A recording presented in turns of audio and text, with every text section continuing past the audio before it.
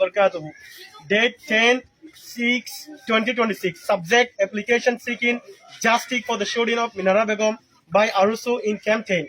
Today, Honorable Authority, Government of the People, Republic of Bangladesh, sir, we are writing with heavy hearts to inform you that the last night in Camp 10, one of our sisters named Minara Begum was shot by members of Arusu. According to the information we received, this heinous attack was carried out under the direct order and instruction of MB Shamsun Noor and MB Soidul Amin and Hafez MD Noor. Upon receiving their commands, an individual named Ibrahim directly fired the gun at Minara Begum.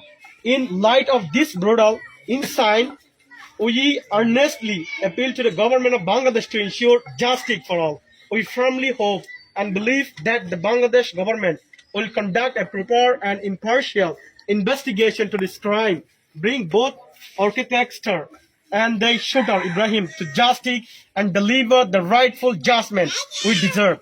Applicant, on behalf of the general resident of the camp, we seek justice from the authority of Bangladesh. We seek justice from the government of Bangladesh. Assalamu alaikum wa rahmatullahi wa barakatuh.